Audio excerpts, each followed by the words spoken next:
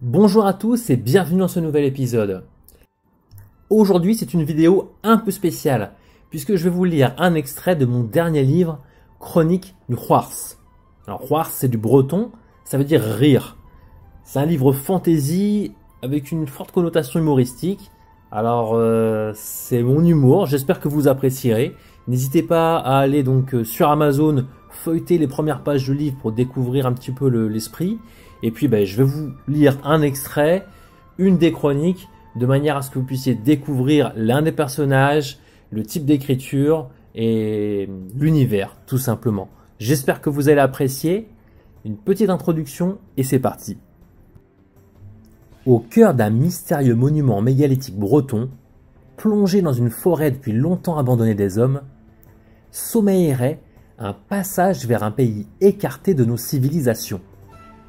Ce passage, selon d'anciennes légendes millénaires, mène à un pays dont les habitants, des êtres méconnus et quelque peu loufoques, parviennent à vivre ensemble, sans conflit, dans l'altruisme et la gaieté, faisant face à un environnement parfois très rude. Pour mieux découvrir ce pays, je vous propose de lire un extrait du journal du livre du scribe du Rhoars. Voici donc l'une de ces chroniques, intitulée « Notre grande découverte ». Il y a peu de temps, alors que l'un de nos chevronnés mineurs avait certainement bu un peu trop de liqueur de pomme, attention, l'abus d'alcool est dangereux pour la santé, au Rhoars également, nous fûmes face à une découverte ahurissante, celle du millénaire, enfin, je pense. Ce pauvre et désormais célèbre mineur nommé Gurlig creusa vers la surface, au lieu du contraire, et ce, à des sterces du pays. Et il déboucha par un trou. Logique. Oui, mais ce trou qui, à première apparence, n'a rien d'exceptionnel, était entouré d'un décor vraiment très particulier. Peu coutumier de ces grands arbres sans branches montant dans le ciel, Gurlig, au sommet de son courage, merci à la liqueur de pomme, se mit en tête d'explorer cet étrange pays. Les hommes y faisaient presque 2 fois notre taille. Oui, nous ne sommes pas très grands, mais pas petits, ni gros. Enfin, sauf notre présirois, mais faut pas le dire.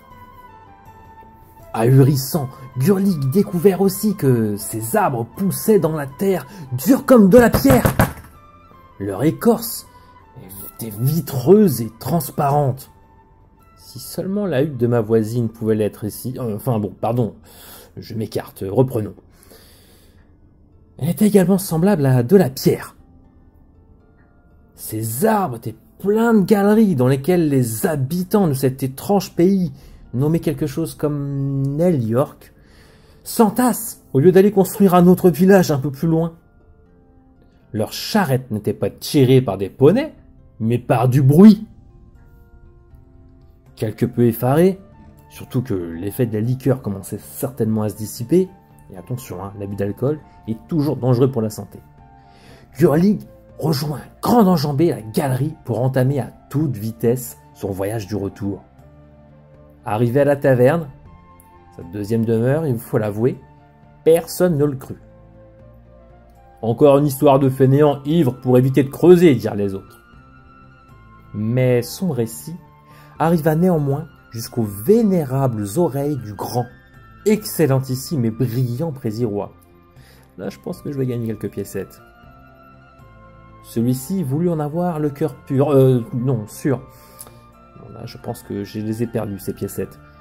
Il dépêcha nos 2 meilleurs chasseurs pour aller vérifier ses dires.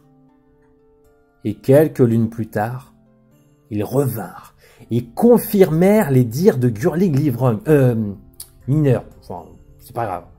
Désormais, il était l'égal de votre Christian Colombel ou quelque chose comme ça. Quelle effroyable nouvelle! Un autre monde existait donc au-delà du pays du Rhoars. Hein? Quoi? Comment ça, je ne me suis pas présenté? Ah, je suis le scribe du pays du Juars, sorte de journaliste chez vous. La transmission orale est la plus importante ici. Néanmoins, il arrive que nous ayons besoin de graver certains faits au travers de récits. Et dans ce cas, c'est à moi que l'on fait appel. Quoi? Comment ça? Je ne sais rien faire de plus important. Même le druide, il écrit en cachette au cas où il oublierait une recette. Il l'avoue pas, c'est tout. Allez, vous au moins, vous semblez accorder plus d'importance à mes récits que mes congénères. Alors, à bientôt pour de nouveaux récits. Ah oui, Insters, c'est une unité de mesure du pays du Juars.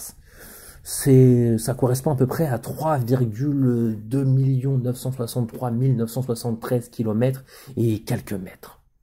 Enfin, si je ne me trompe pas. À bientôt. Et voilà, c'est la fin de cet extrait. J'espère que cet extrait vous aura plu et que le livre vous plaira encore davantage. Je vous avais prévenu, hein, c'est de l'humour un peu particulier dans un monde de fantasy.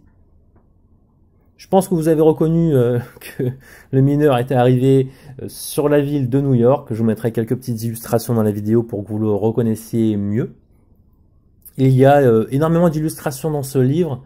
Donc c'est un livre qui sera imprimé en couleur. Donc la version papier est en cours de publication et l'e-book est déjà disponible sur Amazon.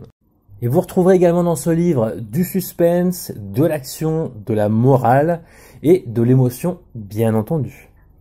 Et comme d'habitude, je vous mets le lien vers le livre, vers l'article dans la description. N'hésitez pas à aller faire les curieux. C'était certainement la dernière histoire que je vous raconte de 2020. Mais ne vous inquiétez pas, on se retrouve en 2021 pour encore un tas d'histoires en tout genre. Allez, surtout, portez-vous bien. Je vous souhaite de joyeuses fêtes et Kenavo!